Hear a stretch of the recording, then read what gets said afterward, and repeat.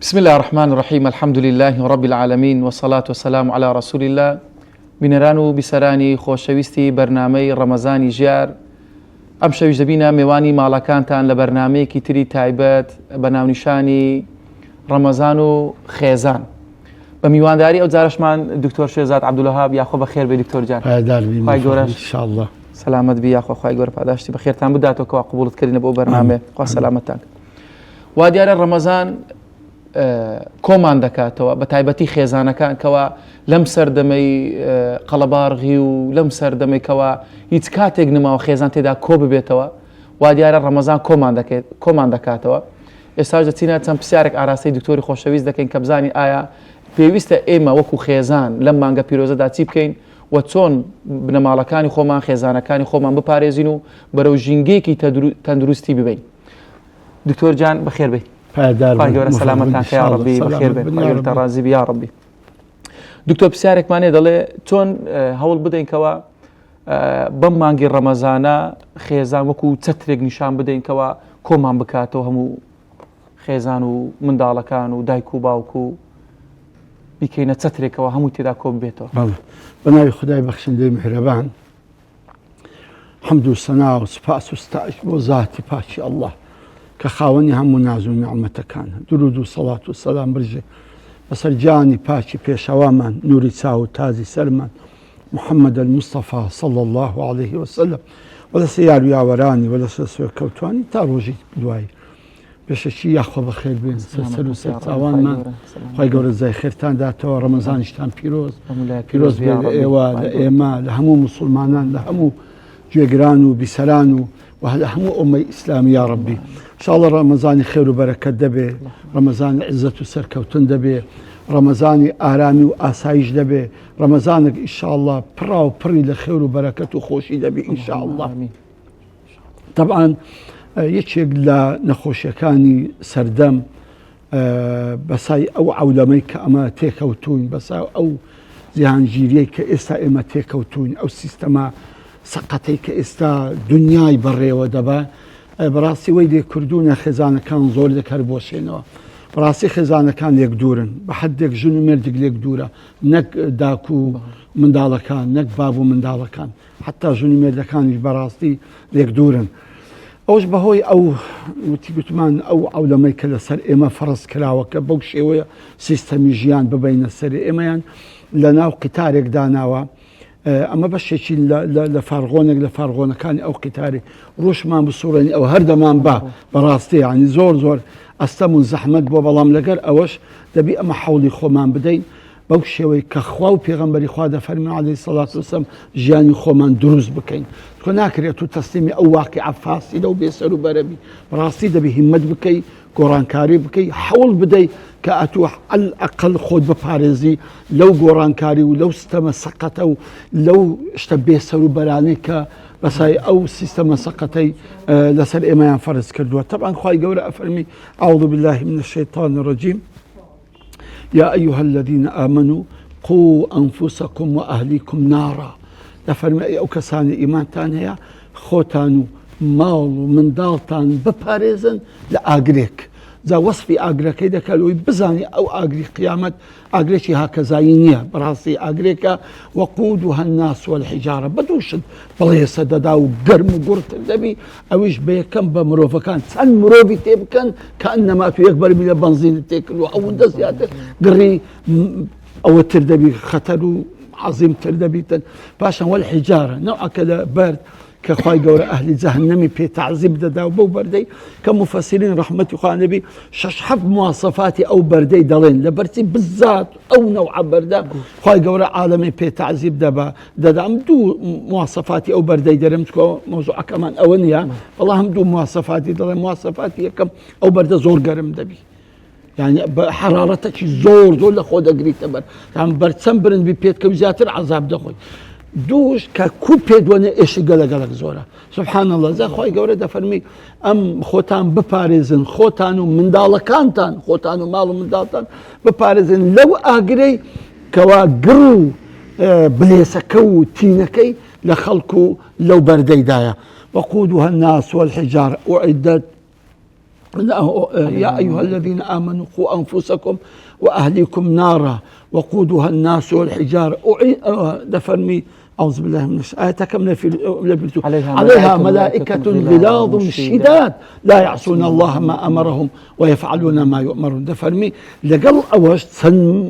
ملائكتي زور تورو وتندو بهيزي تدا كبراسي أوانش هو يعني خلشي تعذيب ددن وهزيات الإنسان ضلي بيدا تحقيقاتك أو شكل شيء وبنار حتى أو ملائكة أنا دبيني المهم خوي قولك أو وصفة مرعبة مان لو دكا براسية إيشك بزدي ورقرين حتى إيشك بقرين ورقرين كخو باراستني خو مانو باراستني من دالان زور شتشي أركيش عظيم قوري أقرنا براستي يعني أو أقري انتظار مان دكذا خاصة لرمضان فرصتك زور زيرينا كإما بتوان براسي خرب بينوا لسا تستري خيزان أو خيزان خرب بتوا زور قرينجا سوق الروجة كانت بحكم دوامي بابيان بإيشو مشغلتي بابيان بكم ترخمي داشيان بحكم دوامي من دالة كان لو مكتبو بينا وبردا براسي أو خيزان وايدياتو زور دانا لسيت زمزم خردنا بنوا لسيت زمي خواردن زم خردنا بنوا مع العلم خربونا ويخيزان لسا سفريت زور قرينجا يشيك له هوكاري زياد بوني محبته خوش او خيزانه او علاقه بين بابو كركيدا بابو كسكيدا دايتي من دالة كان دا خيزانو بياوجنا كده براسي ام سفريه هركاتك سفريه لمالك نما او خيزانه بيسحروا برترين مال دردسي براسي مالشي بأقا بمشكله بنارحتي له خردنا بنوا بوس سفرها الخوي لخوي دا بركته هالسفرة خوي دا رحمتك الخدائية كبس السفرة دا درجة أخذوا بيغمبر إخوة دا فرمي صلى الله عليه وسلم دا فرمي إيه ولا سري خوارنا كتيمكن دا روخ كاني تيمكن بركة درجة سري خوارنا كواتا لكاتي السفرة دانا بركة دباري دي كواتا أقر أم عائلة ام خيزانه بريكو بيشي لدوري السفره كخربونه هم خواردنا شي خوشان خواردو هم دم تقيت شان برانبر يكن براسي زور زوجي خوش وبختوري وارام بخشي لي دروز دبيكاتا باشترين فرصه لوي براسي ام بركتا ام كوبونه بيني ورمضان لما رمضان عاده دو كاتي زور جرين مان هيك إما لسه سفر دانشين يك باشيو دو فتار كرنو طبعا باشيو قد ميلن من دالة كان برين بقى والله طاقة باني هر ناس ليه ما قرنا لو يعني تسحروا فإن في السحور بركة ده فرميت وبكن سحور بخون باشيو بخون كده باشيو بركته بوي محروم نبيهم من دالة لو بركته شو براسي ما مسوش من جان براستي إما جاني إما زور ببركته نبركة لوقت ما نلا تمن ما نلا رزق ما نلا لا لا لا لك إيشو كار ما نلا علم ما نلا لك يعني بركة عرض وعثمان ما وزبينا براستي بركة زور كم بوا أما محتاج أو بركتك أو بركتك خوش بيسيدلو زكاة بين خزان أو بركتك خوشي وآرامي دبخشت دلك أو بركتك جيان خوش زكاة براستي جيان بركتي تدا نبي تامو لزتي شي تدا نبي زابوي دبي من دالكان انت بس خمي خوي نبي واهليكم نار ادي او بركه بابا من دالك بايقوم ايبخو ميم كرب هستا ورداني شقم او شبخو عشان اما لو من دالكان في رشونوجنا كاين لو لكاتي او السحوري سارقك بيش سحوري بانجيك هسه كوري شيرين استخوي قورة بوهم عزة وجلال بالضبط خوي قورة بوهم عزة وجلال وعظمتي خوي اسمانية كم باندك شي لك نحباران ليه خوش بم شي هيل وي حلقم شي اشتكي دوايا شي هيل وين زي بزي كم كلهم اتو صد شته ونيا صد محتاجي خوي صد بيوستين بخوي قورة هسه كلهم دودو عام بكبو خود بودايكو باوكت ذا ام شونويجه بجماعتي وخواردني سفري باشيوان بجماعة براسي بركتي خوش سفري دوم سفري ايوارن كلهم يبتام ترى زور باشتياق كوا فتارب كان ولوي بيغمبري خوا صلى الله عليه وسلم ده فرمي لي صائم فرحتان يقلو فرحانة براس إنسان مشتاق فتارب كاتوني مثلا برسيتي قوريزي حزيد يزو يعني ويتينا خوار يعني براس تتزوج خوش ذا إنسان يعني محاولة بك برنامج هبي لسا سفري برنامج سفري تسونا أستاذ جان يعني برنامج خزاني تبي لسا سفري يكميش ددق بيش افتاري هم لسا سفري دابنيشن هەموو لەسەر سفرەکەی دابنیشن شەرت نییە جارێ هەردارە سفرەکە و قاپی بەتار هیچ مشکلەمان نیسک لەسەر ئاگریا و شەربەت و خورماش دانرایەوە عادەتەنەوەی کوردەواری خەڵکی هاو لێرە ئەو هاینە ئەمە سفر لەسەر ئەوە نیسک لەسەر ئاگریا حازرە و خورما و ئەوەش دانرا ئەو دەقەی پێش فتارێ دوعایم بۆ بکە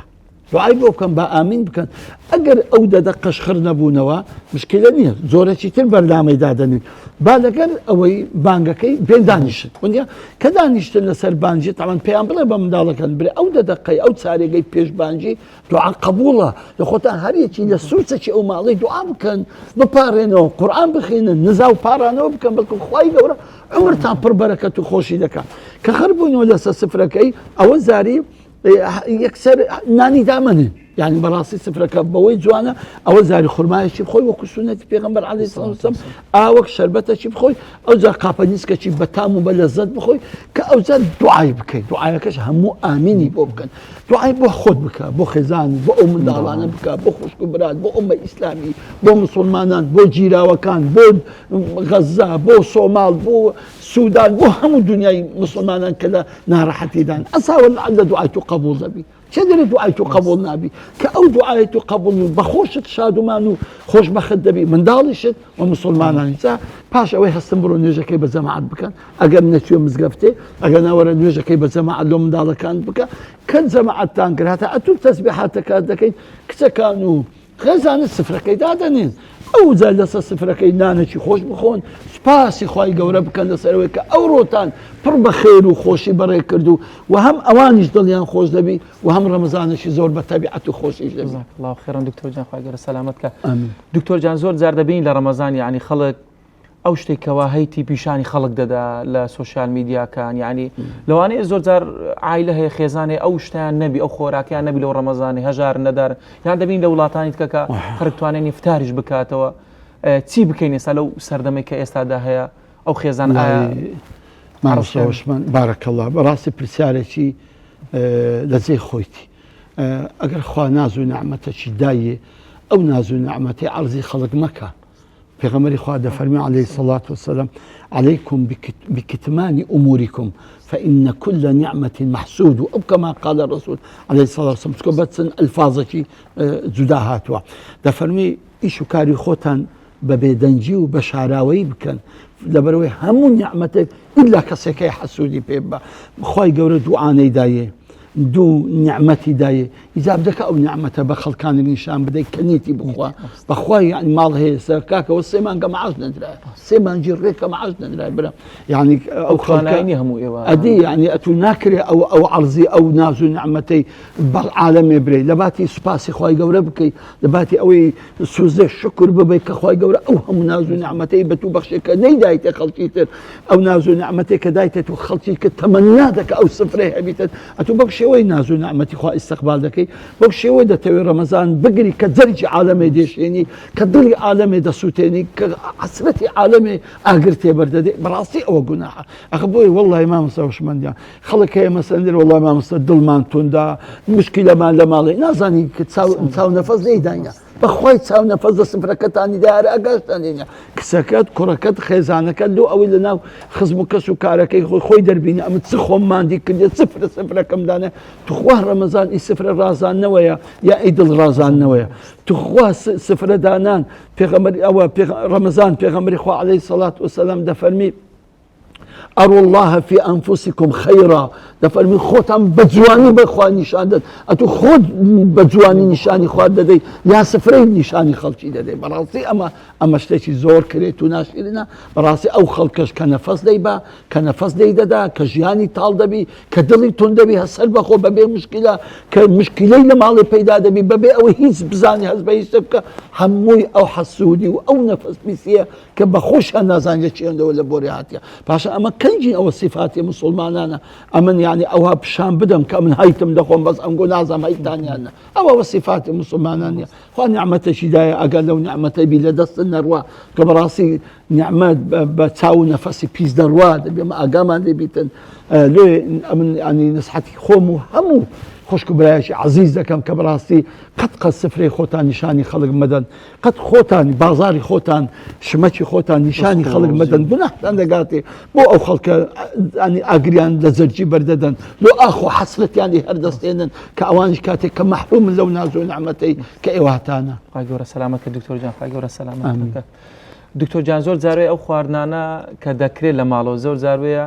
جیران هەیە، ئەو جیرانە کە پێشتر ئێستا دەبینی ڕۆلی جیران لەگەڵ جیرانی کەم جیرانێ لەگەڵ یەکتری باشبی چاکەکاربی یان ئەوەتە ئەو خواردنی کەوادەیکە چۆن بەشی جیرانەکەی لێ بدا ئەو پەیوەندی لە بینی جیرانەکان هەبوو پێشتر ئێستا نماوە چی بکەین بۆ ئەوی دووبار لە ڕەمەزاندا دووبار ئەو پەیوەندیانە زیندی بکەینەوە جارێکی تر. وڵای حقەتەن زیرانەتی نمایە، ڕاستە فەرمی ڕاستی زیرانەتی نمایە. ئەمن مارم لە تعزیل بوو گەڕک کە ئێستا چۆل بووە گەڕەتی تعزیل هەموو فەقیر بووین بە هەموو خەڵکی تعزیل 1000 دیناری قدیم طبعی قدیممان نەبوو 1000 دینار هەموو فەقیر و دەستکرد بوون بەس وەڵڵا یەک زیرانەتی لێ هەبوو نەبیتەوە وەڵڵا یعنی زۆرم پێی سەیری ئەو گرم و گوڕیەی کە لە بین ئەو خەڵکیدا بوون هەموو فەقیر بەڵام ئەوەندە بەڕێز و محتەرەم و خۆشەویست بەرامبەرێک بە حەقی قورئان خوا نەخواسە مردێکە لێ بمردبایە خۆت و هێشتا نیوچەوانی مردەکەت ماز نەکرد بوو قبریش لێ درابوو بە حەقی قورئان یعنی هەر زۆر سیر بوو بەخۆشت نەدەزانی مردەکەیان کولە بەدەستی دەفراندی قبریان لێ دەدا دەیان شوش کفتیان دەکرد دەشان شاردەوە هێشتا تو مشکە کوڕ لە خەوێر دەستایە کە باپیری مردە باپیریشان شاردی بۆ خەڵکەکە یعنی مەقسەدم یعنی ئەوەندە گەرم و گوڕی و مەحەبەت و خۆشەویستی بوو ئێستا بەداخەوە ئێستا کابرا سەیارەی دەردەینی سبەینەوە دەکە پێشماری جیرانەکەی قەرەبارگە زامی دەکاتەوە چ بۆڵە کاکە و زیرانەتان بابی مردە ئەی باشە قەپا دەکاتەوە دەڕواتە ئیشی خۆی تخوا ئەو هایە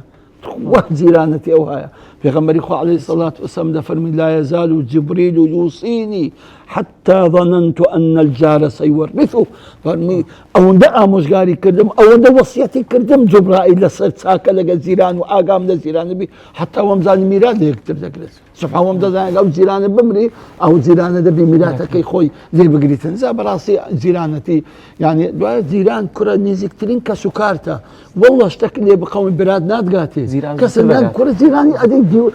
دەدگاتێ زا بۆیە بەڕاستی زیران لە ئیسلامەتی ڕێز و قەدرێکی زۆر گەورەیە هەیە بزانن پێغەمبەری خوا چ دەفەرمی صلی الله عليه وسلم دەفەرمی من كان يؤمن بالله واليوم الآخر فليكرم جاره دەفەرمی ئەو کەسەی ئیمانی بەخوا و بە ڕۆژی دوای هەیە کە خاوەن ئیمانە بە ئاگای لە زیرانەکە بی ڕێزی لە زیران بگری زیرانی چاک یعنی چاکە لەگە زیران ئەوە نیە ئەگەرە تو چاکە لەگە کردی تو چاکە لەگە بکەون ئەو مکافیە ئەوە یەک بە یەکەوە نیە بەڵام چاکە لەگە زیران ئەوەی ئەگە ئەو خراپەی لەگە کردێت تو چاکەی لەگە بکەین ئەوە زیرانەتی حەقیقی بۆیە بەڕاستی با لە ڕەمەزان ئەو زیرانی تێنی زیندیکەینەوە با یەک قاپە نیسک بیتێ خۆ ئەیبی تێدانێنێ با یەک قاپە شی و بیوەنیە هەر نیشاندانی مەحەبەتیە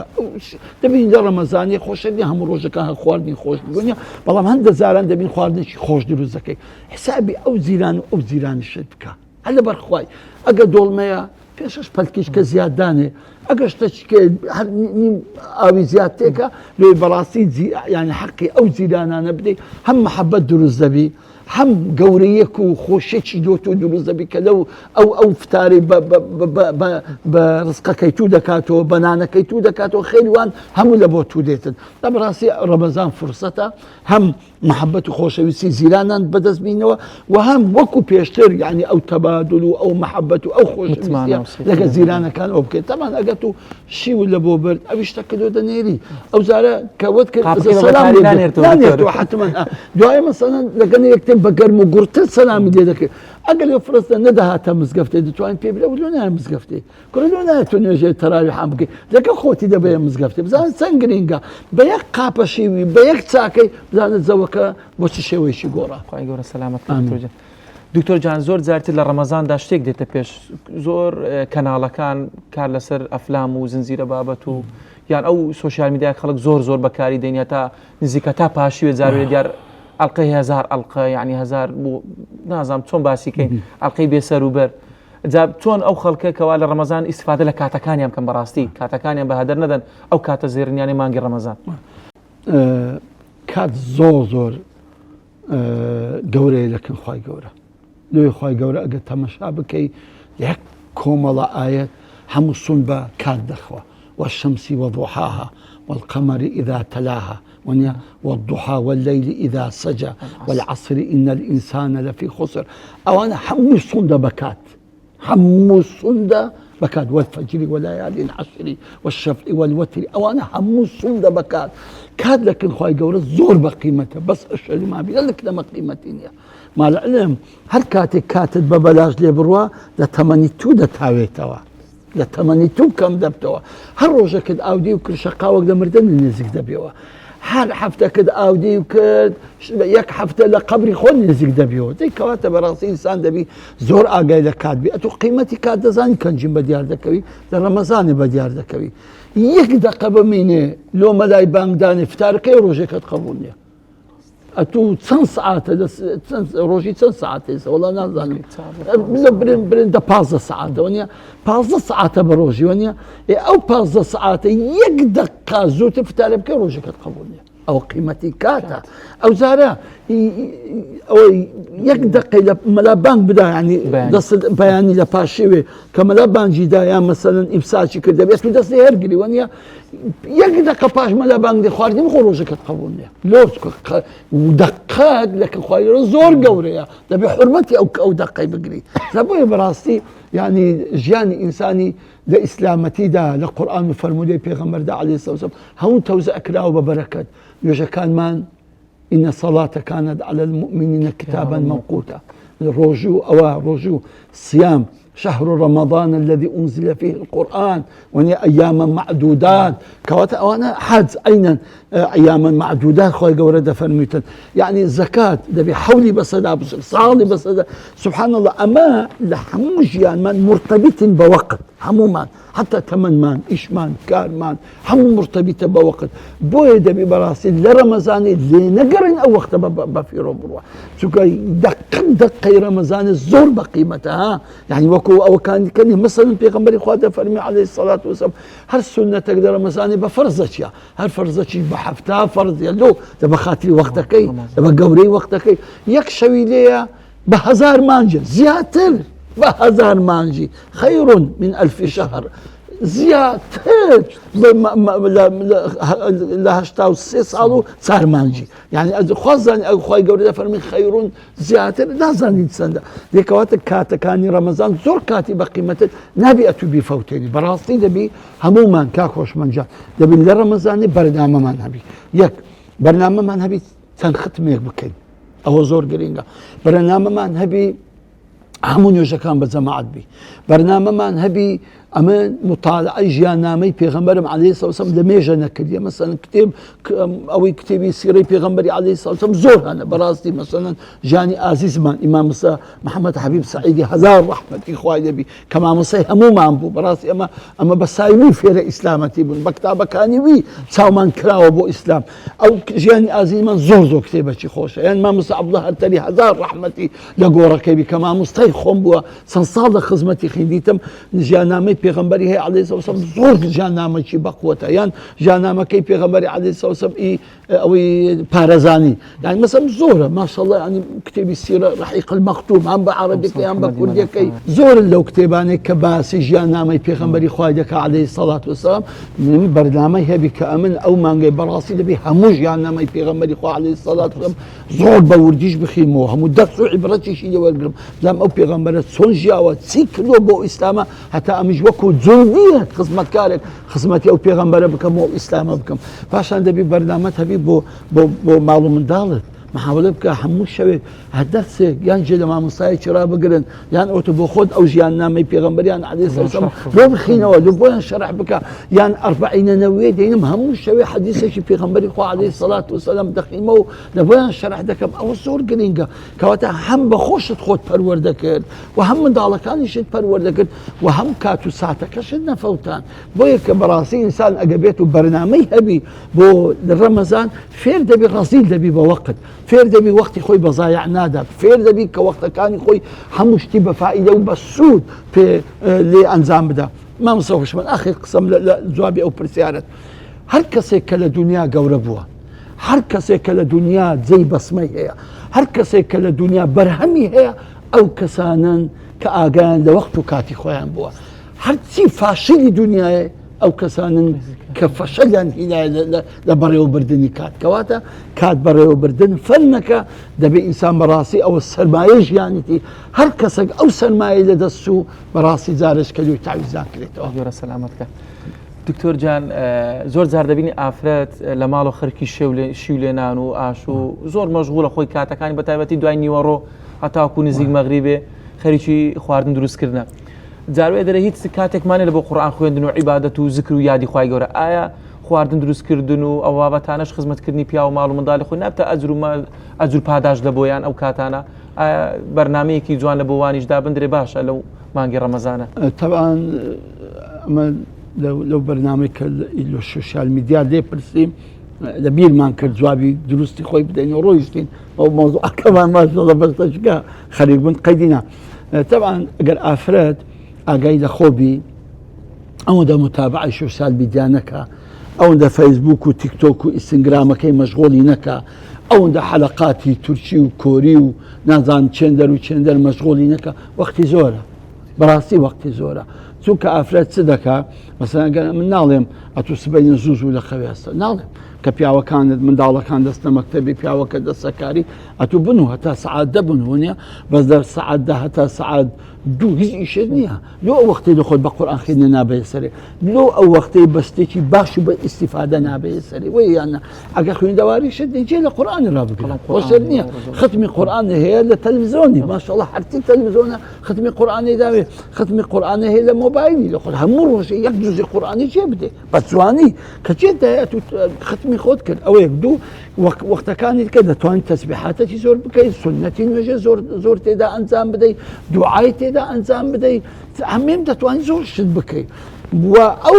بەشەش کە خەریکی شیولێنان دەبێت ئەتو لە عەسرە ڕا خەریکی شیولێنان خۆ لە نیوڕانێ خەریک نابێ وێنە قابلە خۆ دەبابەی ناکورێن دەبێت عەسرە کە لە عەسرێ لە بۆ مەغریبێ خەریک دەبێت ئەوە هەموو بە ئەجر ساوا بەدوێت دەسێت ئەوش ئەجر پاداش ئەرە وەڵڵا ئەجر پاداش بەس بەداخەوە ئەو سوشیال میدیای ئێمە ئەو حەلەقاتانە ئێمە ئەوەندە خێزانەکانی مەی مەشغوڵ کردی حتا بە شەو لە باتی عیبادەتیان لە باتی دوعایان لە باتی سەردانی خزم و کەس و کاریان لە دیار ئەو مساسەلاتانە دادەنیشن کە هیچ ئیستیفادەشی نییە بەداخەوە لە غەیری زەرەر و لە غەیری تەمەن بردن و لە غەیری ئیفسادکردنی دین و ئەخلاقمان هیچ کەمان پێ نابرێزە بۆیە بەڕاستی ئافرەت ئەجر و پاداشێکی زۆری دەگاتێ خاصەتەن کە ئێمە هەموو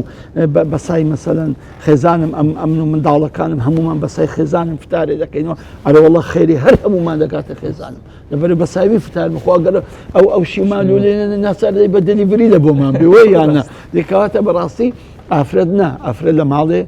دینگەی ئەو ماڵەیە ماڵ بە ئافرەتی ڕاوەستاوە و بە ئافرەتی جوانە ماڵ بەخوای ئەو ماڵی ئافرەتی تێدا نەبی وێرانە کەواتە ئەو ئافرەتە هەم دەبی خۆی مەسەلەن لەو مانگەدا بەهرەمەند بکە بە تەقوا و بە عیبادەت و بە تەسبیحات و بە قورئان خوێندن و بەشتی بە فائیدە و هەم ئینشاءڵڵا خزمەتێکی ئەو ماڵ و منداڵی کە دەیکات چێشتیان بۆ حازر دەکا بۆیان ئامانە دەکە لە پێشیان دادەنێ ئەوە هەمووی دەکا ئەجر و ساوابەکی زۆر لەکن خۆی متعالی ئینشاءڵڵا.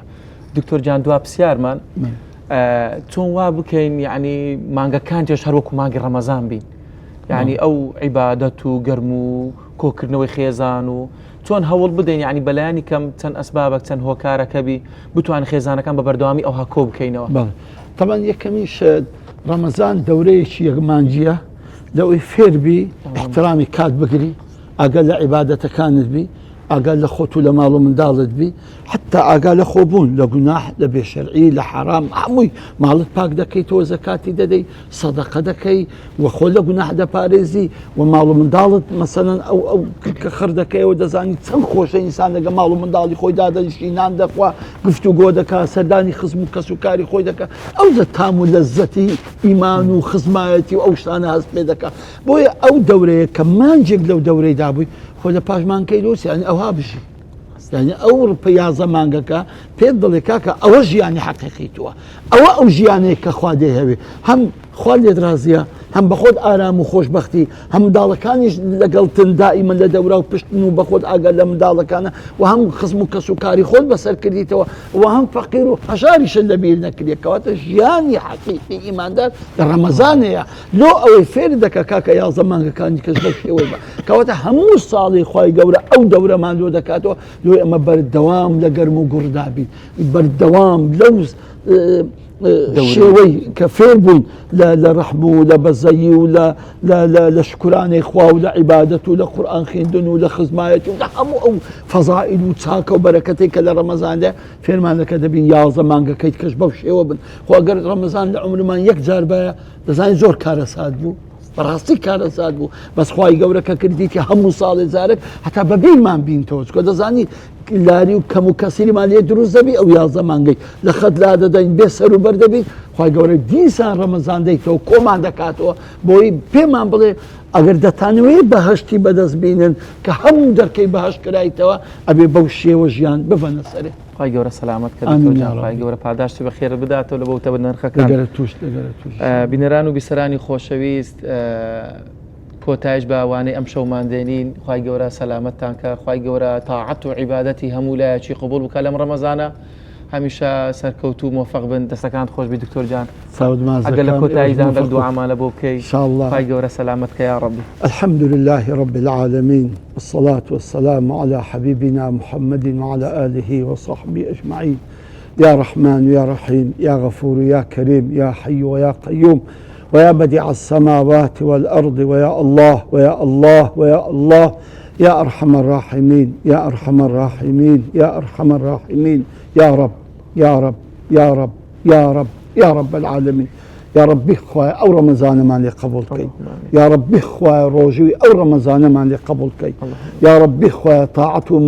عبادتي أو ما لي قبول بكي يا ربي خويا لقنا حكام ما خوش بي يا ربي خويا لقنا حكام ما خوش بي خويا لك مكسر كان ما خوش بي يا ربي خويا لذاك باب ما خوش بي يا ربي خدا أجر ماون يا ربي خويا صحتي عن خوش كي إيماني عن سلامت كي يا ربي خويا وما لي بكي بزوان تنيشي وخزمتي عن بكي يا ربي بخوالو وما لبكي أو أجلو بادا شيء كدادنا وبسي خزمتي داك وبابان خواي هرهم وما بيبو بخشي يا ربي خواي أقر نجماون خواي بفردوس العلاش هاديان كي خواي زيقاو مكانو منزليان قوربكي برزكي يا رب العالمين يا ربي خواي بخاتينا وزوانا كان لما مدال ما خوش بي يا ربي خدايا ماڵ و منداڵمان بپارێزی خوای خۆمان و ماڵ و منداڵمان حفز و ستر بکەیت لە چاوی پیس لە خەڵکی پیس لە حەسوودان لە خەڵکی خراپ لە نەخۆشی پیس لە ڕزقی پیس خوایە یا ڕەبی خودایەوەمان لێ بکەی ئەو مانگە باشترین عیبادەتت بکەین خوایەوەمان لێ بکەین یەک دقە لە تەمەنمان بە فێرۆ نەدەین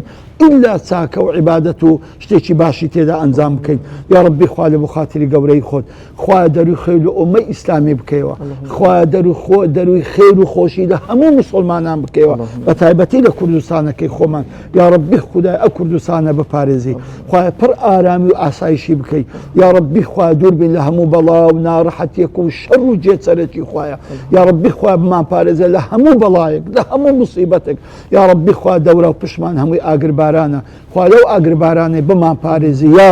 يا ربي خواه بخاتي اسمي عظمت همو ما لفردوس على خلقيوه خواه هر همو ما لفردوس على خلقيوه يا ربي خواه لسفر وخواني خود لبهجتك دا خرمان كيوه خواه يا ربي خدايا كارمان آسان بكي خواه كارمان آسان بكي بركة بخيت رزق روزي مان بركة بخيت تمن مان بركة بخيت صحت مان بركة بخيت علم مان بركة بخيت من دال مان يا ربي خواه تامان بمن دالك كمان قجبي سلمان بيان بلن بي دلمان بيان خوش بي يا ربي خواه من دالك كمان ببارزي لهمو بلا ومصيبتشي يا ربي خدا بين جنو مرد كان خوش كي خواه لو رمضان دا هرتي جنو مرد كليك عاجزن ليك زوير بونا خواه دليان بو يك بينيوا خواه دليان بو يك بينيوا يا ربي خواه جراي مسلمانان آزاد كي خواه جراي مسلمانان آزاد كي لهر كل زيشي زندانا خواه تو كسي بكساني بخور نزاتيان دي يا رب العالمين آمين آمين والحمد لله رب العالمين